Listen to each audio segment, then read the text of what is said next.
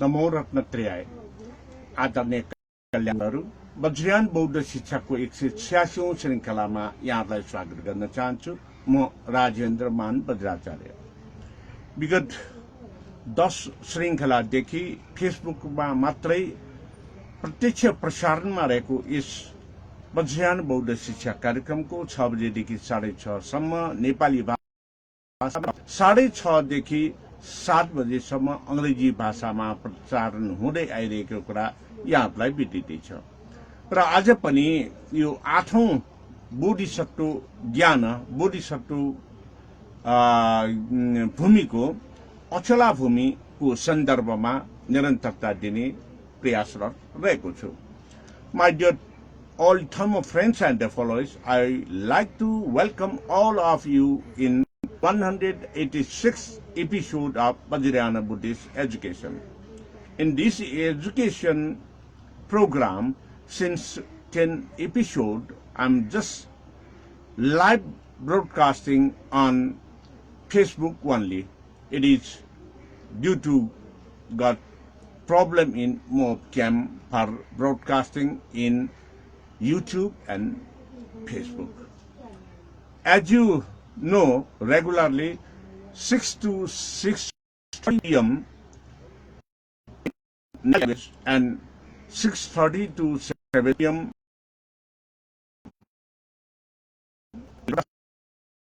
in English.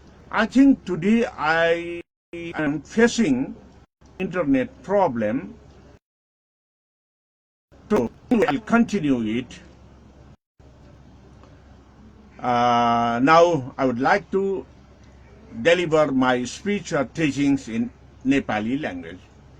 आदरणीय कल्याण मित्रहरू, आज मैले महसुस गरिराखेको छु इन्टरनेटमा केही समस्याहरू आइराखेको छ, तर पनि यो कार्यक्रमलाई मैले निरन्तरता दिने प्रयासमा रहेको छु।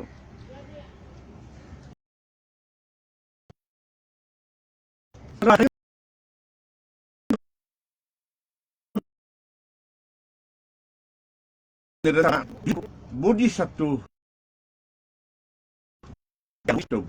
यो 8औं भूमि अचला भूमिको सन्दर्भमा नै आज पनि निरन्तरता दिने प्रयास गर्छु। अचला भूमिमा प्रणिधि पारमिता, जसको कारणले हामीले अन्वय ज्ञानलाई प्राप्त गर्ने गर्छौं।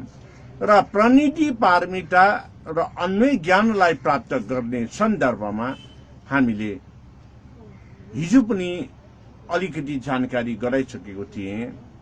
यो प्रणिधि पारमिता, अन्वय ज्ञान र अचला भूमि भनेको के हो त भन्ने सन्दर्भमा, र यही सन्दर्भमा जुन जानकारी हिजो गराएको थिएँ, म सर्वप्रथम त्यसैलाई अलिकति यो चाहिँ आज पनि दोहोऱ्याउन चाहन्छु। अचला भन्ना साथै यहाँले बुझ्नुभयो होला, वास्तविक रूपमा यो भोट गरेर हामीले जानकारी लिनुपर्ने कुरा भनेको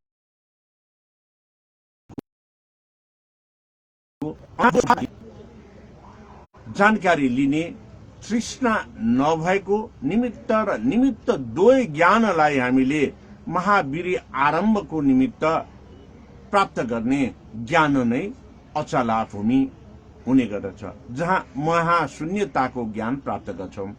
र यो महाशून्यताको ज्ञान प्राप्त गर्नको निमित्त यस अचला भूमिमा अनुपातिक धर्म शान्ति ज्ञान लाभ गर्ने गर्छौं, जसलाई अन्वय ज्ञान भनेर भन्ने गर्छौं। र आभोग आदिबाट विश्राम लिएर यसले चाहिँ तथागतहरूको मार्गमा अग्रसर हुन विश्वास दिलाउँछ, र जहाँ उपाय कौशल्यता र अनाभोगको सर्वज्ञानलाई हामीले प्राप्त गर्न सक्छौं। र यसको निमित्त हामीले सम्पूर्ण दिशाहरू, विशेष गरेर 10 दिशाका ज्ञानहरू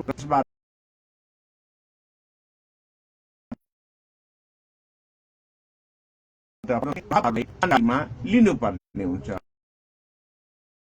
विभिन्न चाहिँ यो अप्रमान्यताको यथार्थ स्वरूपलाई पनि बुझ्नुपर्ने हुन्छ र यसरी अप्रमान्यको विविध स्वरूपलाई बुझ्नको निमित्त अब्ध धातु, तेजो धातु, वायु धातु, पृथ्वी धातु, परमाणु धातु तथा परिमाणलाई पनि हामीले बोध गर्न सक्ने क्षमता हामीमा हुनुपर्दछ, जसको लागि प्राणीहरूको उद्धार गर्नको निमित्त जुन उत्पन्न भएर पनि हामीले हित र उद्धारमा लाग्ने गर्नुपर्छ।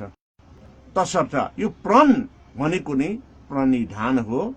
प्रण भनेको नै हामीले चित्तोत्पत्ति गरेको कुरालाई पुराएरै छोड्छु भनेर हामीले दृढ निश्चितका साथ अगाडि बढ्ने कुरा हो, जसको लागि ज्ञान वशिता, आयु वशिता, चित्त वशिता आदि कुराहरूको पनि हामीले अनुभव र अनुभूति गर्दै जान्छौँ।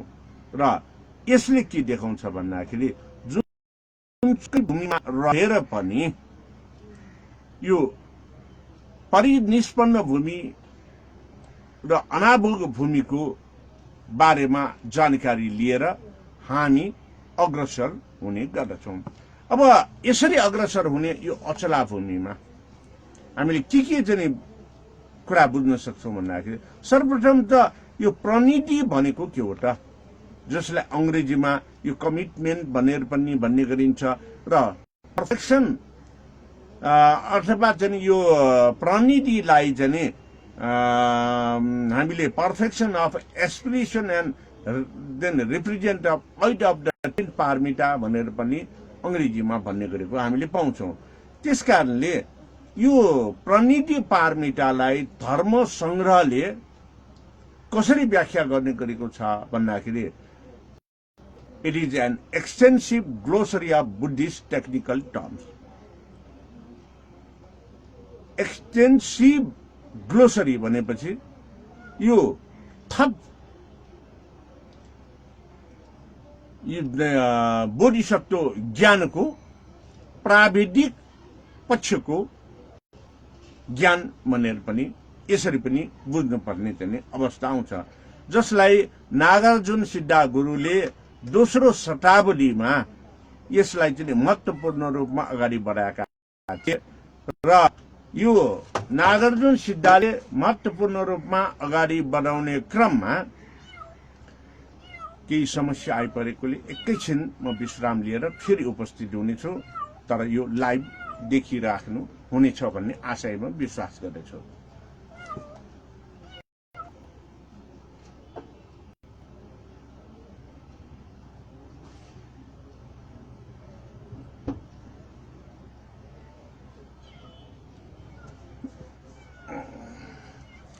आदरणीय कल्याण मित्रहरू, जब हामी कुनै समस्यामा पर्छौं त्यो समस्यालाई सहज रूपमा हामीले लिन सक्नु पनि यो एउटा सहज रूपमा लिएर यसलाई निरन्तरता दिनु भनेको पनि मैले यही प्रणिधान भनेर नै बुझ्ने गरेको छु र त्यसकारणले अचला भूमिमा जब हामीले उपमेलापक पीठको महत्त्वपूर्ण रूपमा यसलाई बुझ्ने गर्छौं, यहाँनिर प्रणिति पारमिताबाट पारङ्गत हुने, प्रणिति पारमिताबाट पारङ्गत हुने भनेको जस्तो सुकै समस्या बाडा अडचन आए पनि आफूले गर्छु भनेर प्रणिधान गरिसकेपछि त्यसलाई यदि अरूको निमित्त हित र उद्धार हुने काम हो भने जसोसुकै बाडा अडचन विरोध आए तापनि त्यसलाई सफलीभूत गर्नु नै यो प्रणिधानको सफलता हो र प्रणिधानबाट हामीले पार पाउनु हो। अब यसरी प्रणिधानबाट पार गरेर अगाडि गरेपछि के हुन्छ त भन्दाखेरि यहाँनिर आएर हामीले नयाँ नयाँ कुराहरू ज्ञानको रूपमा प्राप्त गर्न सक्छौं। जुन नयाँ ज्ञानको रूपमा प्राप्त गर्ने भनेको के त भन्दाखेरि आफूले त्योभन्दा अगाडि प्राप्त गर्न नसकेका अनुभव र अनुभूतिहरूलाई भिजुअलाइजिङ अर्थात् अन्तर्मनले आफै भित्रबाट सृजना गरेर यसलाई देख्ने कार्यमा अग्रसर हुन सक्नु हो। यो भनेको त के भन्दाखेरि अंग्रेजीमा यसलाई आफू भित्रको कुरालाई अन्तर मनका कुरालाई बुझ गर्न सक्नु भनेको observing the hidden knowledge or hidden capacity which we have acquired to serve others, to help others भन्ने कुरा बुझ्न सकिन्छ। त्यसैले यसलाई चाहिँ यसरी यो अचला भूमिमा अग्रसर हुनको निमित्त प्रतिनिधि पारमितामा लाग्दाखेरि हामीले आफ्नो प्राप्त गरेका ज्ञानहरूलाई अविच्छिन्न निरन्तरताका साथ प्रणिधान गरेर मैले यो अरूको हितको निमित्त गर्छु नै भनेर अग्रसर हुने एउटा क्षणलाई हामीले अनुभव गर्ने कुरा हो। र यही अवस्थामा हामीले के चाहिँ प्राप्त गर्न सक्छौं त भन्दाखेरि महत्त्वपूर्ण रूपमा हामीले गर्नै सक्दैन कि भनेका कुराहरू पनि सफलता प्राप्त गर्न सक्छौं यो प्रणिधानकै कारणले। अब यसैलाई मैले आफूले चाहिँ विभिन्न तालिमहरू सञ्चालन गर्ने सन्दर्भमा मैले के भन्ने गरेको छु भन्दाखेरि मैले एउटा प्रोभर्ब अर्थात् फर्मुला बनाएको थिएँ त्यो बेला, जुन कुरा अघिल्ला श्रृङ्खलाहरूमा पनि मैले बोध गराइसकेको थिएँ। त्यो बोध गराइसकेको श्रृङ्खला भन्नेमा बोध गराएको भनेको के भन्दाखेरि विकासको लागि निकास। यदि हामीले वास्तविक रूपमा अरूको हित र उद्धारमा अग्रसर हुने हो भने हामीलाई कसैले केही भनेको कुरामा त्यो भनेका कुरालाई सिधै म सक्दिन म गर्दिन भनेर नभन्ने, यति मात्रै हामीले नभन्ने र नगर्ने गरेपछि मैले गर्न नसके तापनि प्रयास गर्छु, मैले यसलाई सफल पार्न कोसिस गर्छु भनेर तपाईँ लाग्नुभयो भने यसले के गर्छ त भन्दाखेरि तपाईले कुनै न कुनै कुरा ज्ञान प्राप्त गर्न सक्नुहुन्छ। यो ग्लोबलाइजेसनको जमाना 21औं शताब्दी जहाँ तपाईको सम्पर्क समन्वय धेरैसँग हुन सक्छ, तर त्यो सम्पर्क र समन्वय तपाईको आफ्नो कार्यक्षेत्र पनि नहुन सक्छ। त्यो आफ्नो कार्यक्षेत्र नभएपछि तपाईलाई होइन यो मेरो क्षेत्र पर्दैन म गर्दिन म सक्दिन भनेर भन्यो भने त्यो क्षेत्रको ज्ञान तपाईले हासिल गर्न तपाई वञ्चित हुनुहुनेछ। तर कसैले तपाईले अनुरोध गर्न आयो वा गर्दिनु भन्यो वा गर्न सक्छ कि भनेर भन्यो भने मैले यो अहिलेसम्म त गरेको छैन तर प्रयास गर्छु मैले गर्न सक्छु कि भनेर भन्नुभयो भने तपाई त्यो मार्गमा अग्रसर हुनुभयो। यो प्रयास गर्छु भनेको नै एउटा प्रणिधानको प्रारम्भिक यो चाहिँ सुरुवात चाहिँ भयो। अब यसरी सुरुवात भनेको यो के भन्दाखेरि स्पाइङ आउट अथवा चाहिँ आफूले आफैलाई म सक्दिन भनेर निराशावादी तर्फ नगइकन आशावादीमा प्रयास गर्ने तपाईको प्रणिधान नै यो अब्जर्भिङ स्पाई आउट भनेर पनि यसलाई बुझ्न सकिन्छ अथवा सेन्डिङ आउट स्पाइज भनेर पनि बुझ्न सकिन्छ। र यसरी चाहिँ जब तपाई चाहिँ अगाडि बढ्नुहुन्छ यसलाई स्पाई एन्ड इमेजरी भनेर भन्ने गर्छ। यो यसरी अगाडि बढेपछि तपाईले केही न केही तपाईका अनुयायी वा तपाईसँग केही कुरा आश गरेर आएकाहरूलाई तपाईले हौसला प्रदान गर्नुभयो। त्यो हौसला प्रदान गरेर तपाई अगाडि बढ्यो भनेको नै के भन्दाखेरि ती व्यक्तिहरूप्रति तपाईको करुणा भाव र मुदिता भाव जागृत भयो र अनि आफूलाई उपेक्षित गरेर आफ्नो प्रणिधानको प्रयासले ती व्यक्तिहरूको आवश्यकता परिपूर्तितर्फ तपाईले अपेक्षित उपेक्षामा अग्रसर हुने भयो। यो भनेको क्योर एटेन्सन वा care taking to the others. अब यसरी गएपछि तपाईँले के गर्छ त भन्दाखेरि उहाँलाई वास्तविक रूपमा चाहेको के त?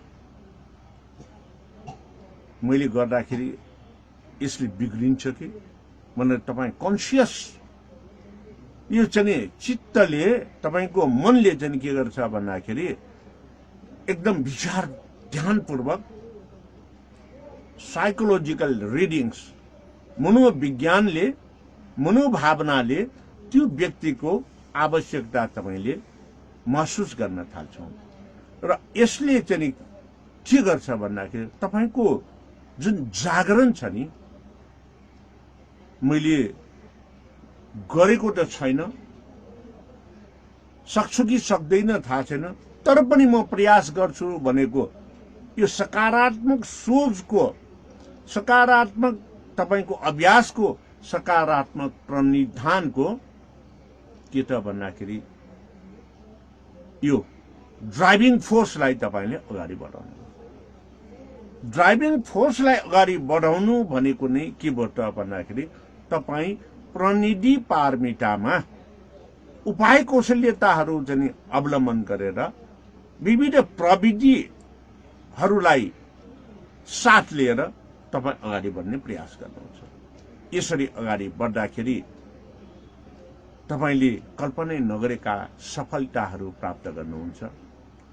तपाईले थाहै नभएका कुराहरू पनि तपाईले बोध गर्न थाल्नुहुन्छ र तपाईले कहिले नदेखेका कुरा, कहिले नभोगेका कुराहरू उपलब्धिमूलक रूपमा अरूको हित र उद्धारमा तपाईले प्रयोग गर्न सक्नुहुन्छ। अब यसैलाई नै अन्वय ज्ञान भन्ने गरिन्छ। यो अन्वय ज्ञान भनेको आफूले चाहेर मात्र हुँदैन, अरूले चाहेको कुरामा तपाईँ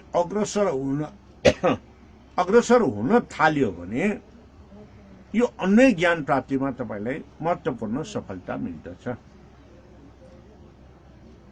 अब यी अन्वय ज्ञानको सन्दर्भमा कुरा गर्दाखेरि मेरो आफ्नै वज्रयान थेरापीको यो परिकल्पना वास्तवमै मैले गरेको थिएन, तर बच्चैदेखि एउटा मेरो मन मस्तिष्कले के भन्ने गर्थ्यो भन्दाखेरि जब हामी गुरु वज्राचार्यहरू पूजा पाठमा संलग्न हुन्छौं र गराउँछौं, त्यो बेलामा त्यो प्रयोग हुने वस्तुहरू यी किन राख्यो, कुन समयमा कुन पूजामा के राख्यो, के गर्यो भनेर यसरी यो अनुसन्धात्मक रूपमा आफ्नो मनलाई अगाडि बढाउने काम मैले बच्चैदेखि गरेर आइरहेको। यही सन्दर्भमा यो विविध रोग लागेका व्यक्तिहरू देखा परे र यो के गरे निको हुन्छ भनेर भन्न थालियो।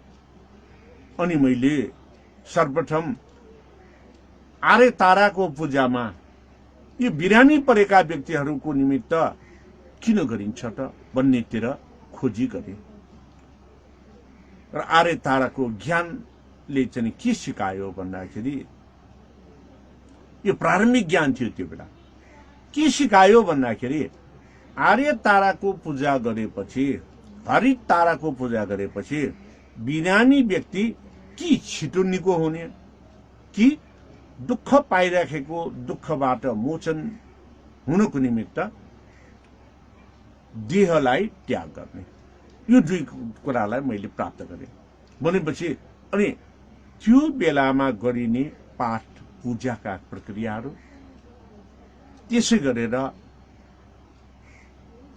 आर्य ताराको विविध ज्ञानहरू प्राप्त गर्दै गए।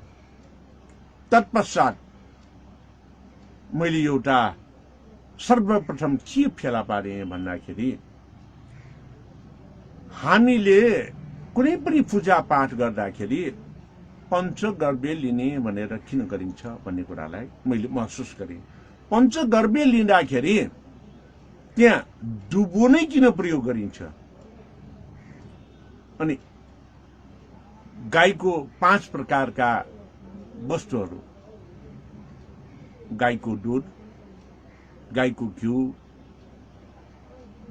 गाईको चाहिँ गहुँट, गाईको पिसाब, गाईको दही, त्यो किन प्रयोग गर्छ भनेर मैले खोजी नीति गर्न थालेँ। त्यसपछि यसले इन्सेक्टिसाइड गर्नको निमित्त, कीटनाशकको रूपमा कीटाणुहरूलाई हटाउनको निमित्त प्रयोग हुने रहेछ। डुबोले 84 प्रकारका रोगहरू निको हुने रहेछ भन्ने कुरा मैले बोध गरेँ। त्यसपछि यो प्रारम्भिकबाट मैले चाहिँ के थाहा पाएँ भन्दाखेरि यो अन्वय ज्ञानलाई मैले प्राप्त गरेँ। अब मेरो अन्वय ज्ञानको कारणले अनि प्रतिनिधि पारमितामा म अग्रसर हुन थालेँ। यो भनेको के भन्दाखेरि कुन ग्रन्थले के रोग निको पार्नको निमित्त के उपायहरू त्यहाँ अवलम्बन गरेको छ भनेर मैले खोजी नीति गर्छु, गरेर यसलाई प्रयोगमा ल्याउँछु र अरूको हित र कल्याणमा प्रयोग गर्छु भनेर लागेँ। यही क्रममा म कहाँ भएको केही औषधिहरू जसले प्रयोग गरिराखेका थिए, उनीहरूले यो म कहाँ भएको भनेको अरूले नै उत्पादन गरेको कुरा हो, तर पनि मैले पनि यसलाई ल्याउने गरेको थिएँ। म कहाँ सकिएको अवस्थामा होइन, बाहिर मेडिकलमा पनि त्यो आयुर्वेदिक प्रिपरेसन भनेर राखेको छ, त्यहाँ लिनुहोस् भन्दाखेरि त्यो व्यक्तिले के भन्यो भन्दाखेरि होइन, तपाईँको साथीले बनाएको भएर तपाईँ कहाँ यो क्वालिटी प्रडक्ट छ, बाहिर बजारको किनेर त्यसले काम गरेन भनेर भने। यही कुरा मैले त्यो औषधि उत्पादन गर्ने व्यक्तिलाई भने, त्यो व्यक्तिले होइन यस्तो कहिले पनि हुँदैन भनेर भन्यो। पछि त्यो औषधि उत्पादन गर्ने व्यक्तिले मलाई कुनै पनि जानकारी नदिइकन एउटा सानो पोको हस्तान्तरण गरे र त्यसपछि यसलाई एकपल्ट चाहिँ मैले समाउन सकेन, तपाईँ त्यसले लिएर आउनुहोस् भनेर सँगैको कोठामा लिनको निमित्त मलाई अनुरोध गर्नुभयो। मैले हुन्छ भनेर, मेरो आदरणीय व्यक्तित्व हो, हुन्छ भनेर गएँ। तर त्यो व्यक्तिले के गरेको रहेछ भन्दाखेरि मैले मेरो हातले समाएको, मेरो हातले स्पर्श गरेको त्यो औषधि रहेछ, विशेष विशेष व्यक्तिलाई बेचेको। अनि मैले त्यो समाइसकेको, टच गरिसकेको, स्पर्श गरेको सकेको औषधि जसले प्राप्त गरे उनीहरूमा मोस्ट इफेक्टिभ रिजल्ट देखा परेको रहेछ। र पछि उहाँ व्यक्तिले भन्नुभयो, राजेन्द्रजी तपाईमा हिलिङ पावर छ, मेडिटेसनको क्यापासिटीले गरेर तपाईमा एउटा चाहिँ महत्त्वपूर्ण शक्ति पैदा भएको छ भनेर भन्नुभयो।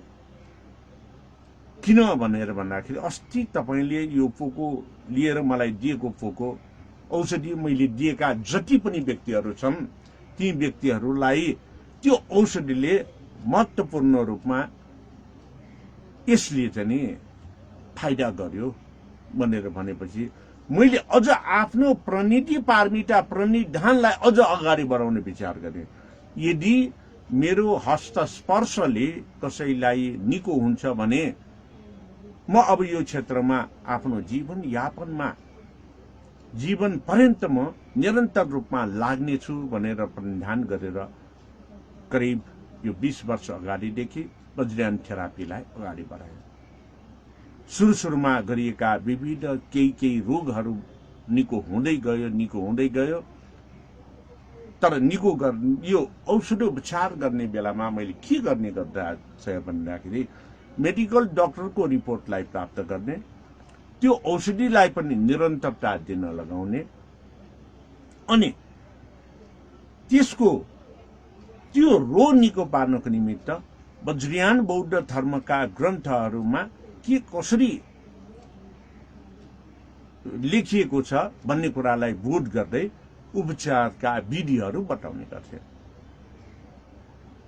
जसले मैले यो चाहिँ यसरी उपचार यो चाहिँ पालना गर्यो तिम्रो रोग सायद निको हुन्छ होला भनेर भनेका थिए, हुबहु पालना गर्ने प्राय 100% व्यक्तिहरूलाई नै निको भयो। जन्ममा हौसला जाग्यो। त्यो हौसला जागेको भनेको नि ममा अझ अन्वय ज्ञानको उपलब्धिहरू झन्झन वृद्धि भयो।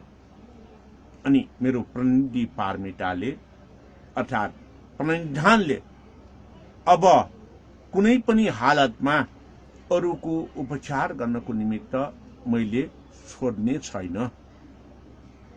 म निरन्तर रूपमा अरूको हित र उद्धार र उपचारमा लागि पर्छु भनेर प्रणिधान गरेर गएँ। अहिले पनि सायद अरू कुराहरूमा चाहिँ यो महत्त्वपूर्ण छ भने पनि त्यो क्षेत्रमा म ढिलो पुग्छु होला, कहिलेकाहीँ नपुग्ने पनि हुन्छ। तर कोही पनि बिरामी भनेपछि फोन कलबाट, मेसेन्जर कलबाट, भिडियो कलबाट र त्यसै इमर्जेन्सी केसमा स्वयं त्यहाँ पुगेर उपचार गर्ने गरेको छु। यो भनेको एउटा के भन्दाखेरि जुन अघि मैले यहाँहरूलाई बताएँ नि, sending out of spies, observing, spraying out, अथवा spy and imaginary and attributes of the followers भन्ने यी कुराहरूलाई मैले केही हदसम्म अगाडि बढाएको जस्तो महसुस गरेँ। कहिलेकाहीँ मैले चाहिँ फेसबुक सामाजिक सञ्जालमा यस्तो रोगलाई उपचार गरेँ भनेर राख्ने गरेको छु। उहाँहरूले निको भयो भनेर बा केही फाइदा भयो भनेर चाहिँ खबर गर्यो भने त्यसलाई पनि राख्ने गरेको छु। तर प्राय मैले राख्ने गरेको छैन। यो करिब करिब 1 हप्ता जति भयो मैले कुनै पनि राखेको छैन। तर 1 हप्ता भित्रमा धेरैको उपचार गरिसकेँ, धेरैलाई फाइदा पनि भइसकेको छ। त्यसकारणले के भन्दाखेरि यो क्युरिङ एटेन्सन अथवा क्युर एटेन्सन भनेको यो सोलिसिटेसन भनेर पनि अथवा सोसाइटीको हितको निमित्त, समाजको हितको निमित्त, मानव मात्रको कल्याणको निमित्त यदि अरूले कुनै अनुरोध गरेको सन्दर्भमा, खबर गरेको सन्दर्भमा यसरी अगाडि बढ्नु भनेको यो प्रणिधानकै मैले महत्त्वपूर्ण रूपमा उपलब्धि भनेर ठानेको छु। त्यसकारणले यो प्रणिधि पारमितामा कसैले गर भनेर चाहिँ त्यो गर्न सकिँदैन। प्रणिधान भनेको स्वयंले भित्री मनदेखि, चित्तदेखि नै चित्तोत्पत्ति गरेर त्यसलाई मार्गस्थ गर्नको निमित्त गरिने अभ्यास हो, जसलाई प्रणिधान भनेर भन्ने गरिन्छ। यो कसैले गर भन्यो भने म गर्न सक्दिनँ वा गर्दिनँ भनेर भन्छ होला, तर भित्र चित्तदेखि, मनदेखि प्रस्फुटन भएर अरूको निमित्त मैले केही गर्नुपर्छ, गरेर फाइदा भएकोलाई निरन्तरता दिनुपर्छ, अझ म यो बाटोमा अग्रसर हुनुपर्छ भनेर आफ्नो मनले चित्तोत्पत्ति गरेर जब अगाडि बढ्छौं, त्यही अवस्थामा प्रणिधि पारमिताबाट अगाडि बढेको कुरा महसुस गर्न सकिन्छ। यही समयमा यो काय वाक चित्तलाई शुद्ध गरेर अग्रता दिएको ठहरिन्छ।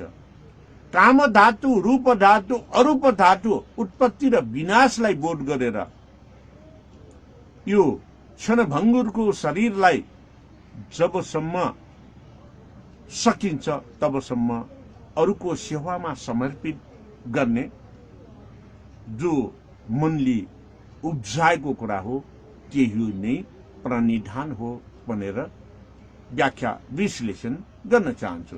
यो प्रणिधान गर्दाखेरि फाइदाको निमित्त होइन। प्रणिधान गर्दाखेरि फाइदा त फाइदा, आफ्नो फाइदा नभइकन, आफ्नो परिवारको फाइदा नभइकन अरूको हित र उद्धार, अरूलाई फाइदा दिनको निमित्त गरिने अभ्यासको निमित्त चित्तोत्पत्ति गरेर निरन्तरता दिने नै प्रणिधान पारमिताको पारङ्गतता हो भनेर म यहाँहरूलाई जानकारी दिन चाहन्छु। यो भनेको एउटा बोधिसत्व अभ्यास हो। बोधिसत्वले पनि बोधिसत्व चर्यामा रहने अभ्यासमा जबसम्म संसारमा दुःख पाइराखेका हुन्छन् ती दुःख पाइराखेका सम्पूर्णलाई दुःखबाट मुक्त गराउन सक्दिन। मैले यो जन्ममा नसके पनि अरू जन्म जन्मान्तरमा जन्म लिएर ती दुःख पाएका प्राणीहरूको निमित्त जीव जन्तुको निमित्त हित र उद्धार गर्न म फेरि पुनर्जन्म लिएर आउँछु भनेर प्रणिधान गर्ने भनेको नै बोधिसत्व चर्याको प्रणिधान हो। यसैलाई वज्रयान बौद्ध धर्ममा तथागत बोधिसत्व चर्याको अभ्यासमा लैजान्छ। जन्म जन्मान्तरमा होइन, यही जन्ममा सकेसम्म बढीलाई बोधिसत्वको ज्ञान दिएर गुरु वज्रसत्व चर्यामा पदार्पण गरेर बुद्धत्व प्राप्त गर्नको निमित्त मद्दत गर्ने। आफू मात्रै बुद्धत्व प्राप्ति मार्गमा जाने होइन, अरूलाई पनि बुद्धत्व प्राप्ति मार्गमा लैजानको निमित्त जो जसले इच्छा व्यक्त गर्छ, इच्छा व्यक्त गरेका सकेसम्म सबैलाई लिएर आफू र अरू पनि प्रणिधानमा चाहिँ रहेर बुद्धत्व मार्गमा बुद्धत्व प्राप्तिको निमित्त अग्रसर हुनु नै तथागत बोधिसत्व चर्याको प्रणिधान र यसको सफलीभूति हो भन्दै आजको कार्यक्रममा यो अछला भूमिको उपमेलाक पीठ प्रणिधान पारमिता अर्थात् प्रणिधि पारमिता जहाँ प्रणिधान गरिन्छ, यसरी अग्रसर भएर अन्वय ज्ञान प्राप्त गर्दै आजको यस कार्यक्रमका साथ 8औं भूमि अचला भूमिको ज्ञानका बारेमा विश्लेषणलाई म यही अन्त गर्न चाहन्छु। अबको केही क्षणमै यसलाई अंग्रेजी भाषामा प्रसारण गर्ने मैले चमत्क गरेको छु। तपाईहरुले पनि अवश्य हेर्नुहुनेछ र यसलाई शेयर गरेर अरूलाई पनि जानकारी दिनुहुनेछ भन्ने आशा एवं विश्वासका साथ यो नेपाली भाषाको कार्यक्रमलाई यही अन्त गर्न चाहन्छु। भवतु सर्वमङ्गलम्।